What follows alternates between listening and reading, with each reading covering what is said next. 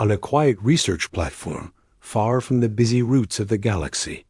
The place was never meant to be important. It floated above the calm blue surface of a small world called Virelin 4, a planet known only for peaceful study and long-term scientific work. People came there to observe weather patterns, grow experimental crops, and maintain equipment that recorded data for future generations. Life was slow, predictable, and for most of the staff, strangely comforting. They liked the silence. They liked how nothing dramatic ever happened. Because of this, no one was ready when a sudden emergency shook the entire station dot. It started with a strange vibration under the floor, almost like distant thunder. Several workers looked around, confused, wondering if it was an equipment malfunction. The vibration grew stronger, followed by flashing lights on the main control panels. At first, people thought it was a simple technical fault. That was when the platform received its first distress alert from one of the outer sections. Someone shouted that unknown ships had entered the restricted space near the station. Confusion turned into fear. The platform had no real defenses. No one expected trouble out here. Ships approaching without permission were rare, and normally they belonged to traders or survey teams who simply forgot to announce their arrival. But this time was different. The readings showed a pattern that the staff did not recognize. The incoming vessels were not from any friendly group, and their intentions were unclear. A communication officer quickly opened a channel, hoping to speak to them and calm things down. But the unknown ships did not respond. They continued to move closer, surrounding the platform from multiple directions. The crew realized that this was no accident. Something was wrong. A senior technician immediately activated the emergency security protocols. Sirens echoed through the halls. Workers rushed to secure data cores and guide visiting researchers toward the safe rooms. People tried to stay calm, telling each other that help would arrive if things got serious. The Galactic Council always promised to protect civilian research platforms. They believed in that promise. They trusted it. But deep inside, many worried that the outpost was too remote for a fast rescue. Within minutes, the unknown ships docked with the platform. The crew watched the monitors, but the screens flickered and turned to static before they could understand what was happening. Several communication systems went down at once. The platform was being overwhelmed. Whatever was happening outside was out of their control. The remaining staff gathered in the central hall, trying to think of their next move. There was no direct way to escape. Emergency pods were limited, and the situation was too unclear to risk sending people out into space. The only option was to activate the universal distress signal and hope that someone somewhere would hear it. A young operator, hands shaking, managed to restore one of the backup transmitters. She opened a long-range channel and broadcast a simple message requesting immediate assistance. The message was repeated in multiple languages, across frequencies used by Council forces and allied groups. Once it was sent, all they could do was wait. Hours passed, then an entire day, then another. During this time, tension grew like a heavy weight in the air. The platform's inhabitants had limited access to the outside world. They could not see what the unknown ships were doing, but they knew the station was under someone's control. People gathered in small groups, whispering about what they thought was going on. Some believed the Council had received the signal, but was taking time to organize a safe response. Others feared the Council was ignoring them because Virelin 4 was not considered important enough. Many of the platform's residents were not soldiers or leaders. They were ordinary people, technicians, researchers, caretakers, students, visitors. They were scared not because they expected the worst, but because they felt powerless. They had always trusted the bigger systems of the galaxy to protect them. Now that trust was beginning to shake. One older worker tried to calm everyone down. He explained that distress signals sometimes took longer to reach the right authorities, especially from distant regions. "Help will come," he kept saying. "It always does." People wanted to believe him. They wanted to think that the council or some allied faction would show up any moment with a rescue team. But as more time passed with no response, hope slowly began to fade. Some of the researchers, who usually focused on data and experiments, started thinking about their families back home. A few wondered if they would ever see them again. Others worried about the moral responsibility of leaving the platform undefended, as if they had somehow failed themselves by not preparing for something like this. Every few hours, a technician checked the long-range transmitter to see if any signal had been received in return. But each time, the screen showed nothing, just silence stretching across the stars. Silence, and an occasional static flicker, as if the universe itself wasn't sure what to say. People began sharing small stories and memories to keep each other calm. They talked about home, about childhood, about dreams of future projects. Anything that could help maintain a sense of normalcy. One person shared how they had always planned to write a book about their time on Virelin 4. Another admitted this was their first time away from their homeworld. A third talked about wanting to create a garden in the platform's unused section. These small human moments reminded everyone that they were not alone, even in danger. Still, worry kept growing.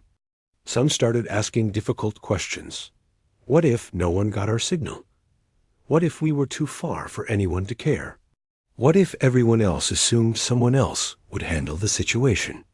These thoughts were painful, but they were real. In one corner of the hall, two technicians studied the station's external sensors, trying to understand the pattern of movement from the outside ships. They could not see everything, but they noticed that the unknown vessels were not leaving. They were holding position, as if waiting for something. The technicians hoped whatever they were waiting for would not involve the people inside the platform. On the third day, the atmosphere inside the station grew heavy with exhaustion. People had barely slept. They took turns resting in short shifts, but no one felt fully at ease. The platform lights dimmed slightly as backup energy systems kicked in. The main systems were running low due to restricted control access. That afternoon, the operator who had sent the distress signal finally admitted something quietly to a small group. She wasn't sure if the signal had reached anyone at all. The transmitter had been unstable, and interference around the station had grown stronger. There was a chance the message had been lost in the noise. Hearing this broke something inside the group. For a moment, they felt completely cut off from the rest of the galaxy. Abandoned, forgotten, and helpless. One researcher covered his face and tried not to cry. Another stared blankly at the wall, unable to process the idea that they might truly be alone. Even the older worker who had been trying to encourage everyone went silent. His hopeful words dried up, replaced by a quiet, heavy acceptance that nothing was certain anymore. A few people gathered near one of the small observation windows that still worked. They could not see much, but they looked out into the distant stars, hoping for any sign of movement, any hint that someone was coming. Even a flashing light would have been enough to lift their spirits. But the stars remained still. By the end of the third day, the belief that the council would help had almost completely faded. No ships appeared. No messages arrived. No confirmation was received. People in the hall exchanged small, worried glances, but no one spoke loudly anymore. They were afraid to ask the question that hung silently between them. What if no one was coming? And just when the people of the platform began to accept that heartbreaking possibility, just when fear and silence settled deepest into their hearts, the galaxy quietly prepared for a moment none of them would ever forget. Far from the quiet platform of Virelin 4, it takes place on Earth, inside a massive orbital command station that circles the planet like a bright ring of metal. Life there is always busy. Screens glow day and night. Officers walk quickly from one console to another, and messages from every corner of human space arrive nonstop. Most alerts are routine supply updates, weather reports, small trade issues, and navigation corrections. Nothing too dramatic. People who worked there were used to the constant noise. That was why no one paid attention at first when one more message entered the system. It was hidden inside a long queue of reports, almost lost among thousands of other transmissions. But fate has a strange way of moving things. A young officer with a tired face and a cup of cold tea beside her happened to notice a blinking signal that looked different from the rest. It wasn't labeled properly, which made her curious. She clicked on it, expecting it to be a simple error report. Instead, the message opened into a shaky recording filled with static. A blurry image of the Varellin 4 research platform appeared, followed by a short burst of sound that was hard to make out. The officer leaned in, trying to understand it. Even though the recording was damaged, she recognized the pattern. It was a call for help. Her heart tightened slightly. Distress signals always carried a weight that routine reports didn't. She checked the registry and noticed something strange. The message had been sent days ago, yet it had not been flagged for emergency response. Somehow it had slipped through the system. With a worried frown, she forwarded the signal directly to the upper command line, hoping someone with more authority would understand what needed to be done. Inside the command briefing room, several senior officers gathered around a large holographic display. They were discussing unrelated issues, political tension in one sector, trade negotiations in another, when the forwarded signal appeared on the screen. One of the officers tapped the controls and expanded it. The room became silent as the message repeated itself. Even though the recording was faint and unclear, the desperation inside it was unmistakable. They could tell something serious had happened at the platform, something unexpected, something that demanded attention. One officer reminded the room that Varellin 4 was located in a sensitive region, far from secure patrol routes. Any disturbance there could lead to misunderstandings or even diplomatic trouble. Another officer wondered aloud why no other council group had responded. Normally, these things were handled jointly, but this time, the silence from the rest of the galaxy felt heavy and strange. At that moment, the doors of the briefing room slid open as a high-ranking figure entered. Everyone immediately straightened. Their expression was calm, focused, and serious. They listened quietly as the signal replayed, their eyes narrowing slightly with each frame. The officer who had discovered the message stepped forward nervously and explained how the signal had been buried under system errors. She apologized, but the high-ranking figure shook their head softly. "You did the right thing bringing it here," they said. Their voice steady. There was something about their presence that reassured everyone. They were known not only for their leadership, but for their deep belief that no distress call should ever go unanswered. No matter how distant or inconvenient. After watching the recording a second time, the leader asked a simple question. "Has anyone else responded?" The room was quiet. No one had an answer. Multiple checks confirmed that no council fleet had acknowledged the signal. No allied group had moved toward Varellin 4. No automated system had dispatched a patrol. It was as if the entire galaxy had collectively decided that the little research platform did not matter enough.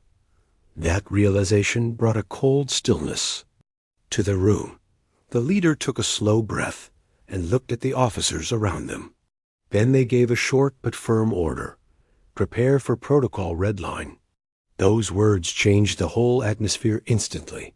Protocol red line was a rare humanitarian intervention command, a powerful action taken only when civilians were in real danger and no one else was stepping forward.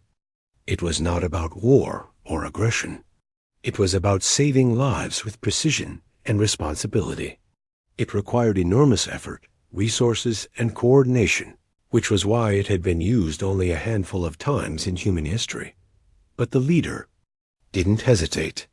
To them, it didn't matter that the platform was far away or politically unimportant.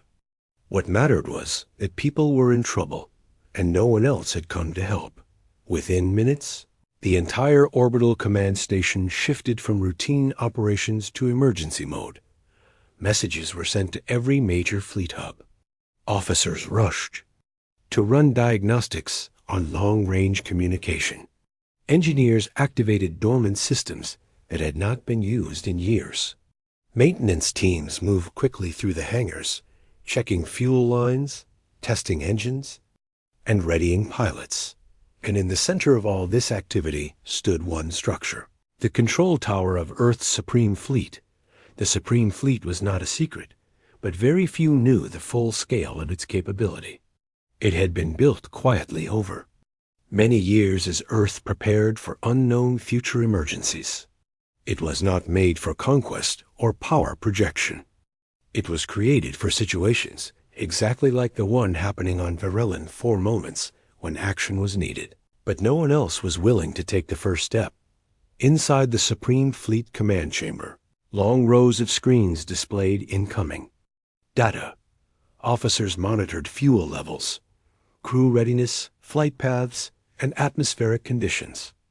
Everything had to be perfect for a fleet of this size to move safely.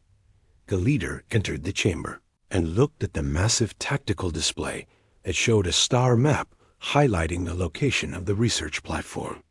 The route was long and risky. There were unpredictable gravitational pockets and regions of unstable energy fields. But none of that mattered compared to the urgency of the situation. The leader gave a calm instruction. Prepare jump sequence. All vessels.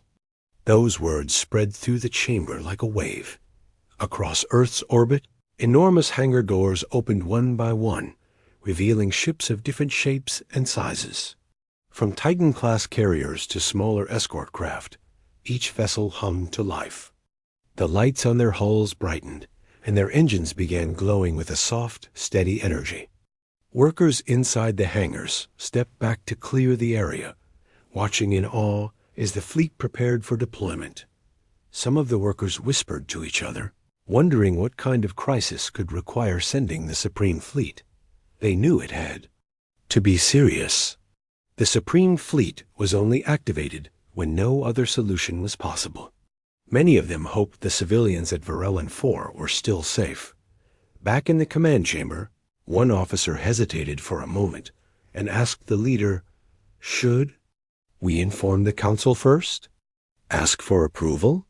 The leader looked at the glowing star map, then shook their head gently. "If we wait for approval," they said, "the people on that platform may not survive long enough to see it." The officer nodded. They understood. This wasn't about politics. It was about responsibility. As final checks were completed, crews boarded their ships. Pilots strapped in. Engineers secured systems. Medical teams prepared to treat anyone rescued. Every person knew the importance of the mission. They were not going as conquerors. They were not going as aggressors. They were going as protectors. Fleet communicated through a synchronized countdown. When the timer reached 0, the engines of dozens of ships flared with brilliant light. A deep hum filled the void, vibrating through the metal floors of the command station. Then, in a single united motion, Earth's Supreme Fleet activated its jump drive. A ripple of shimmering energy expanded from the lead carrier and spread through the entire formation. Space itself seemed to stretch and fold. One moment the fleet was in Earth's orbit, surrounded by the familiar blue glow of the planet. The next moment, it vanished into the deep star field, leaving behind only a faint echo of energy. Inside the command station, the leader watched the display as the fleet disappeared. Their expressions stayed calm, but there was a subtle tension in their eyes. They knew the journey would not be easy, but they also knew something far more important. The people of Virelin 4 were no longer alone. Somewhere across the galaxy, help was finally on the way. And this time, help was arriving in a form so powerful, so unexpected, and so fast that the rest of the galaxy would soon understand that Earth had not been silent out of weakness. Earth had been silent because it was preparing patiently, quietly, responsibly for exactly this kind of moment, the moment when humanity needed to stand up, simply because no one else would. Not on Earth and not on the platform, but in the large circular hall of the Galactic Council. The building sat on a peaceful world known for its soft pink skies and floating gardens. It was usually a quiet place where representatives from many species discussed trade, science, and long-term peace. But on this particular day, the hall was filled with puzzled voices and uncertain expressions. The council had gathered to talk about small political issues, but something unusual started happening. A whisper spread through the room first between a few delegates, then across the entire hall, that there had been an incident involving the research platform on Virelin 4. No one had full details. Everyone had only bits of information. Some had heard that the platform sent a distress signal. Others said the signal was weak and hard to understand. A few didn't know any signal existed at all. Because of this confusion, the council called for an emergency discussion. A tall delegate with calm eyes stood up and said, "We must confirm what is happening before taking any action." That was always the council's way, slow, careful, cautious. They preferred to talk everything through, making sure each decision was safe and comfortable for all parties. Another representative checked his datapad and added, "Even if something happened, the outpost is far from critical zones. It might not require immediate intervention." Several members nodded. Their tone implied that the matter wasn't serious enough to disrupt their other discussions. But a few representatives looked troubled. They knew Virelin 4 was not a strong military base or a busy station. It was a place filled with scientists, workers, and peaceful civilians. Even a small delay could mean days of fear for those people. Still, the council continued to debate. Some believed the situation was just technical trouble. Others argued that someone else should handle it, maybe a local patrol, maybe a private rescue group, maybe an allied fleet. They kept assuming someone else would step in. Someone else would take responsibility. Someone else would solve the problem, because that was the habit of the galaxy. Everyone waiting for someone else. As the arguing continued, a representative from a distant star cluster raised a point that made the room grow quiet. "If the platform really sent a distress call," they said softly, "then it means they believed they were in danger. Shouldn't we take that seriously?" For a moment, the hall fell silent. But before anyone could respond, another delegate waved a hand dismissively and said, "It's too far. By the time a council fleet reaches them, the situation will likely be over." Someone else replied, "Yes, let's not rush. We must avoid misunderstandings." And just like that, the urgency vanished again. It was easier for them to believe that nothing serious was happening. Meanwhile, across the galaxy, the people trapped on the platform were losing hope. They had no idea that their safety was being treated as a low-priority discussion topic. They had no idea that the council was wondering whether the platform was important enough. They had no idea their fate depended on voices in a distant hall, debating details instead of acting. One representative, frustrated, finally asked, "Has Earth been informed?" They are closest in humanitarian response. This question caused a few delegates to exchange uneasy glances. Another replied quietly, "We did not send the message to Earth. We assumed Earth had already received the signal."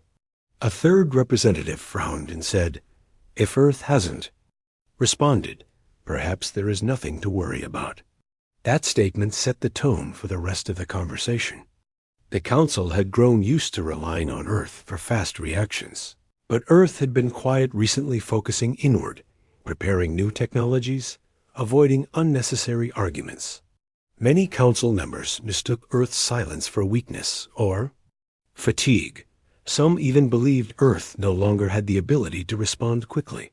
One representative said confidently, "If humans have not moved, then there must be no real risk." Another agreed. Humans react quickly to emergencies. If they haven't appeared, the situation must not be serious.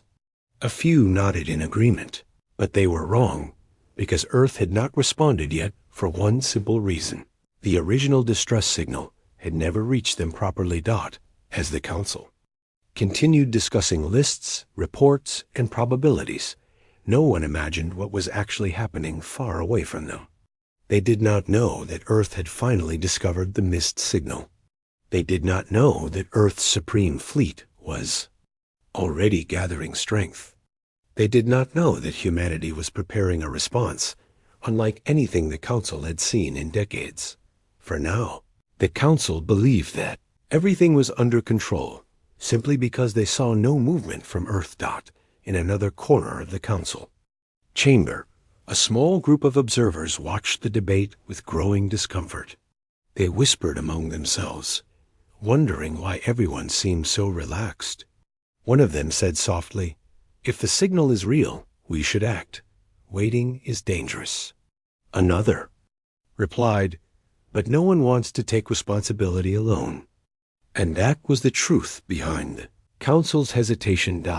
No one wanted to be the first to send ships. No one wanted to risk conflict. No one wanted to commit resources. So they waited. They waited for someone else to make the decision. Across the hall, a representative accessed the star tracking displays. The movement logs showed no large fleets headed toward Virelin 4. The screen was almost empty, filled only with peaceful star routes. That empty screen made them feel even more certain that the incident was minor. "See," they said, "if it were truly serious, someone else would be moving by now." Another representative added, "Especially Earth.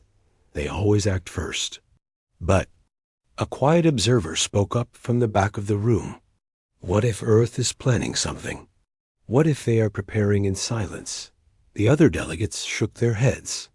They believed they understood humans, believed that humans always communicated loudly, always acted openly, always warned before moving. The idea that Earth might act silently did not fit their expectations. A representative chuckled softly and said, "Humans don't work in silence. They announce everything." Another said, "They don't have the capacity to send a fast response." That far, not anymore. The Council nodded in agreement, trusting old assumptions. They didn't know they were wrong. Hours passed. Debates went back and forth. People made long speeches and complicated suggestions. None of them involved direct action. None of them involved immediate rescue. And none of them imagined what the people on the platform were going through. Meanwhile, far from the Council world, humanity's preparations were reaching their final stages. Engines warmed, pilots strapped in, systems aligned. Earth was moving with quiet precision, something the Council never expected. Back in the Council hall, one representative finally asked, "Should we at least send a message confirming whether anyone has responded?" A few shrugged. A few hesitated. A few said, "We will check later." The meeting shifted to other subjects, trade route adjustments, research funding, minor disputes. The platform incident slowly slipped into the background, treated as something that could be discussed again at another time. But just before the meeting ended, a faint alert appeared on one of the large screens. It showed an energy reading strange, powerful, and too distant for the Council to identify clearly. Delegates paused and stared at the display, confused. The alert was small, but unusual. One representative squinted at the data. "What is that?" Another checked the reading and shrugged. "Probably a natural event. Space turbulence, maybe. Nothing to worry about." The council accepted the explanation and moved on, unaware that the reading they saw was the very beginning of the Supreme. Fleet's long-range movement so distant and so powerful that even the council's sensors had picked up a faint echo. But they didn't understand it yet. They had no idea that the quiet ripple they saw would soon grow into something massive, something that would arrive at Varellin 4 like a rising storm of light and hope. For now, the council believed the situation was simple, calm, and unimportant. They had no idea that everything was about to change. Sky remained a dull gray, and the people trapped on the platform were growing more tired by the hour. They were scared, stressed, and unsure of what would happen next. The platform lights flickered sometimes, and the constant hum of damaged systems reminded everyone how fragile their situation truly was. Yet even in all this fear, there was one thing they kept hoping for: help. But help had not come. Not from the council. Not from other nearby groups. Not from anyone. Some sat near the viewing windows, staring at the open sky, imagining what a rescue ship might look like. Others tried to keep themselves busy so they wouldn't think about the danger. A few had stopped speaking altogether, staying quiet in corners, listening for any small sign that someone out there cared enough to come. Hour after hour passed in silence. Nothing moved in the distance. No engines, no lights, no signals. Just the same dark sky dot, and then without warning, the sky changed. It started with the faintest shift, so small that most people didn't notice it. The air felt strange, almost like the atmosphere was holding its breath. A soft vibration ran through the station. Not from inside, but from something far beyond. At first, the people thought it might be another system glitch. But then the vibration grew stronger, not violent, just steady, almost like a deep, distant heartbeat. A few stepped closer to the viewing windows, eyes widening as they stared upward. The sky above the planet was rippling, not like clouds moving, not like normal light distortion. It was deeper, more powerful, almost like a great invisible curtain was being pulled slowly apart. One of the platform workers whispered, "What is that?" No one answered. They couldn't. They were too stunned to speak. Far above the planet, the first wave of shimmering energy spread across the upper atmosphere. It looked like a soft glow at first, like sunlight passing through water. But the glow grew brighter, stretching wider, then forming long lines of silver-blue sparks that twisted across the sky. Every sensor on the platform began reacting. Panels lit up. Alarms beeped in confusion. The signals coming in were powerful too. Powerful for the platform's small systems to fully understand. Some people backed away from the windows, thinking it might be something dangerous. But others leaned closer, unable to look away. The glow thickened into a bright arc, and suddenly, the ripples tightened, forming a huge ring of light that hovered above the planet like a silent doorway. Then the real moment began. A deep hum rolled down through the sky, gentle yet commanding, like a sound that wasn't just heard, but felt inside the chest. The air warmed slightly, and a soft wind brushed across the platform decks, even though no natural wind should reach that area. People looked at each other, confused, amazed, hopeful, fearful all at once. One whispered, "Is this someone arriving?" Another breathed out, "But who?" They didn't have to wait long for the answer. A blast of radiant light erupted from the center of the glowing ring. Not a violent explosion, more like a sunrise breaking through darkness. And from that light, silhouettes began to appear. Metal. Shapes.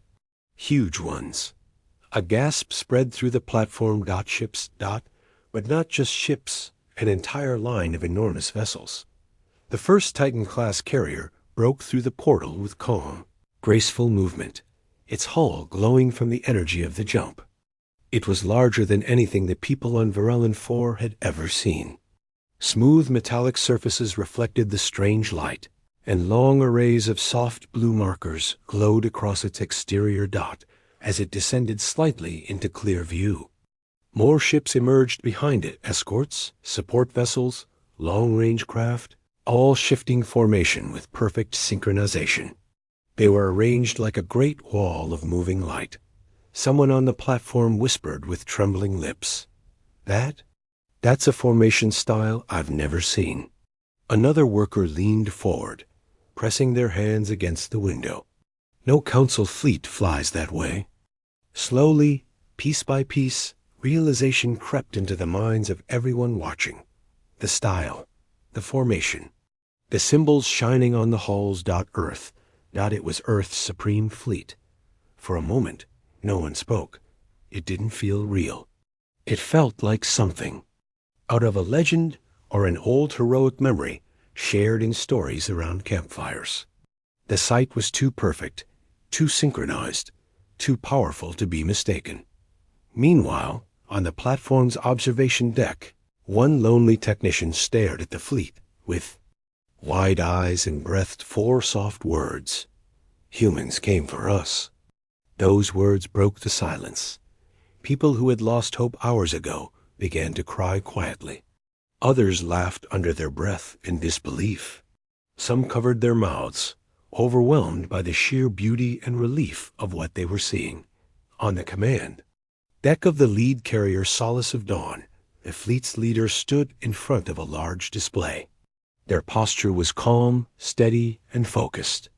The holographic projection of the platform appeared in front of them, showing the damaged areas and the final distress log. Crew members around them spoke updates in quick but controlled voices. Engines stable, atmospheric readings clean, formation locked, sensors clear. The leader nodded once and said softly, "Open communication channel." A voice confirmed, "Channel open." The leader leaned toward the console, not shouting, not sounding angry, just speaking with firm clarity, a voice meant to reassure, not intimidate. Their message was simple: stand down. Humanity has arrived. That message echoed across the platform as small receivers picked it up. The voice sounded calm and steady, carrying a kind of confidence that made people feel safe instantly. Inside the platform, people looked at each other with stunned expressions. Some sank to their knees in relief. Others broke into soft, shaking smiles. They had not been abandoned. They had not been forgotten. And they were not alone anymore. Outside, the Supreme Fleet shifted into a protective circle around the platform, moving with breathtaking coordination. Each ship glowed gently, casting soft light across the platform's damaged exterior. It was not a threatening sight. It was peaceful, almost beautiful, like a giant shield made of stars. Across the galaxy, observers from other worlds were watching the same moment. Some saw it through distant satellites, others through long-range scanners. Many had been expecting nothing to happen, believing humans were either too slow, too quiet, or too uninterested. Those same observers now stared in disbelief. No one had expected Earth to send this. No one had imagined a fleet of such scale, such precision, and such speed would arrive without warning. The Council, still in session, received a sudden burst of alarms. Their screens lit up with impossible readings, energy signatures they had never seen before, fleet size estimates that made them freeze mid-sentence. Long-range visuals showing the glowing ring above VIRELLON -4. Some council members stood up, eyes wide. Others leaned back, speechless. One whispered, "What did the humans just do?" Another replied in a shaking voice, "They answered the call." Back on Virellon 4, people watched as small rescue ships began moving out from the carriers. They flew softly, carefully, scanning the platform structure to ensure everything was safe. The rescue ships were quiet, controlled, and precise. Everything about the process showed care, not force. One platform worker whispered to a friend, "They came so fast." faster than anyone thought possible. The friend nodded, eyes still wet. They didn't hesitate. Meanwhile, inside the fleet, crew members monitored every detail: oxygen levels on the platform, structural damage, power stability, temperature changes. Nothing was overlooked. Every movement was intentional. On the observation deck of the platform, someone placed a hand on the window and whispered a soft, emotional sentence that spread through the room like a warm breeze. Hope came from the Yelp sky. That was the moment when the platform no longer felt like a lonely speck in the darkness. The sky was no longer empty. The silence was no longer frightening. Humanity had arrived, and they arrived not as conquerors, not as fighters, but as protectors. Quiet, patient, prepared protectors dot as the glowing ring in the heavens slowly closed behind the fleet, leaving the sky calm once again. The people of Varellan 4 realized something they would remember forever. When everyone else had turned away, Earth had come, and they came with everything. When the large ships of the human fleet entered the sky above Varellan 4, people across the platform could not look away. Moments earlier, everyone had been trapped in fear, unsure if they would survive another hour. Now the entire atmosphere felt different. There was no shouting, no chaos, and no explosions shaking the station. Instead, everything became strangely calm, almost like the world itself had paused to understand what was happening. The militants who had taken over the platform had controlled every corridor and every room for days. They had moved around with loud voices and heavy boots, keeping the captives under pressure and fear. But the moment the bright formation of Earth's supreme fleet appeared, even those militants froze. Some stepped back as if they were seeing something impossible. Others stood completely still, staring up at the screens that displayed the incoming ships. For the first time since the crisis began, the people trapped inside the outpost felt something they had almost forgotten: hope. Quiet whispers spread across the halls. A few refugees held each other, not believing what their eyes were showing them. A young technician near the observation window kept saying the same sentence again and again. They came. They actually came. It was a simple sentence, but everyone around him understood the weight of it. No one else in the galaxy had responded. The signal had gone out again and again, reaching countless systems, but only Earth chose to answer. And not with a small team or a negotiation message, but with their most advanced fleet dot. As the ships positioned themselves above the platform, lights blinked across the station. Communication lines that had been jammed by the militants came back to life. Security panels began to unlock. The entire outpost felt like it was waking up after being held in darkness. Then a single calm voice broadcast across every speaker of the platform.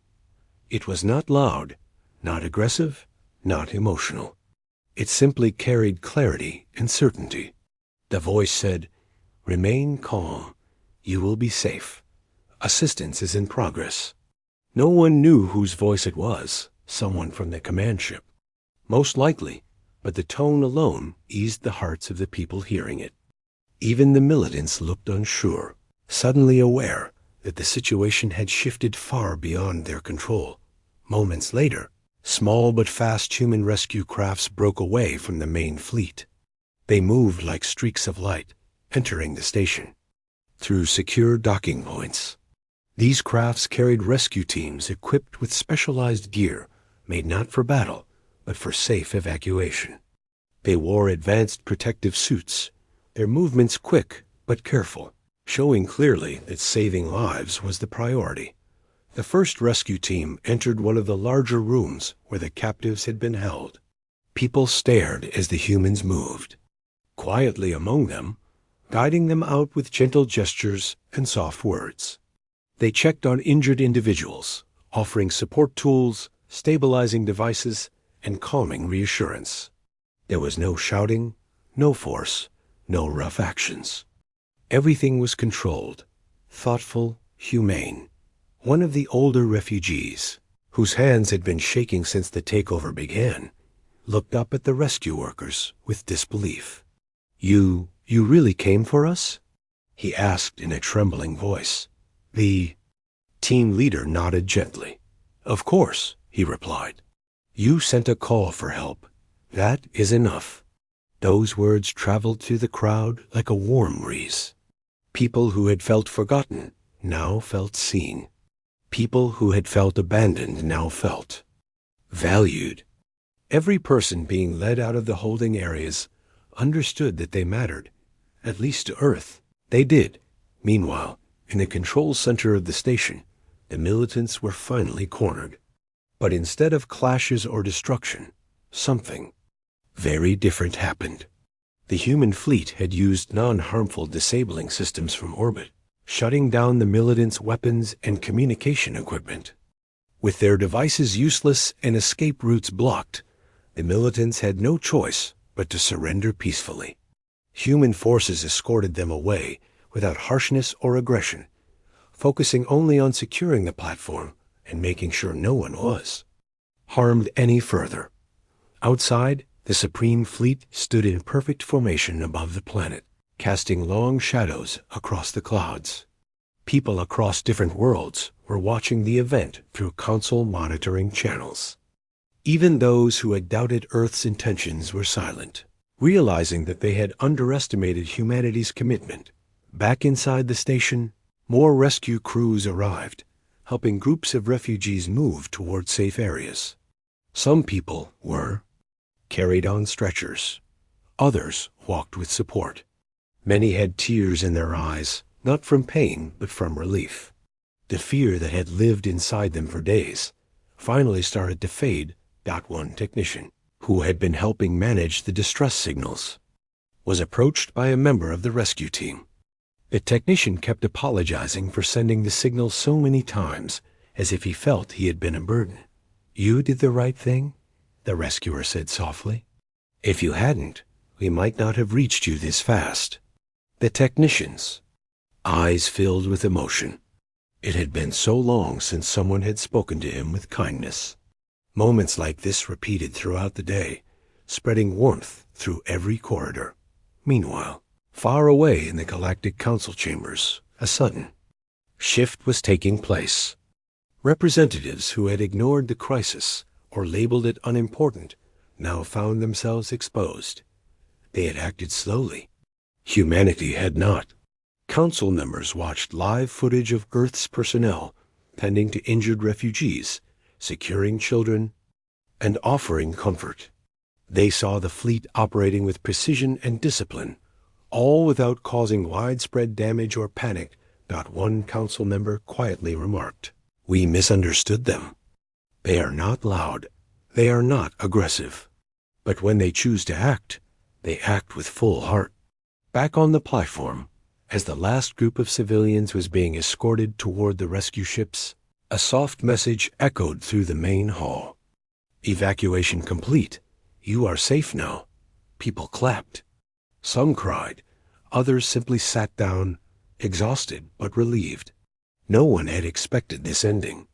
The station that had felt like a prison just hours earlier was now a safe zone filled with human personnel offering food, water, and medical care. When the refugees were finally taken aboard the human fleet's main carrier, many stood by the windows, looking at the damaged platform below. It no longer looked frightening.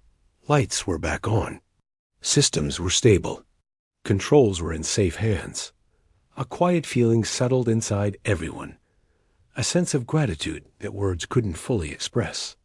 They knew they would tell this story for years. They would tell how they thought no one would come. They would describe the hopeless nights and the quiet fear. And then they would share the moment when the sky opened and Earth's supreme fleet appeared like a promise. The story would spread across countless worlds. That humanity did not turn away, did not hesitate, and did not treat the crisis like a small matter. Instead, they acted with full responsibility, sending their strongest fleet not to fight a war, but to save innocent people. The event soon became known across the galaxy. People began saying that when Earth arrives, they arrive, not as conquerors or show-offs, but as protectors. The image of the fleet standing firm above the platform became a symbol of courage and hope, but the most powerful memory remained with those who lived through it. The memory of hearing that calm voice saying, "You will be safe," and knowing it was true. And so, the rescue ended not with noise or conflict, but with relief, humanity, and a quiet promise that no call for help would ever be ignored again.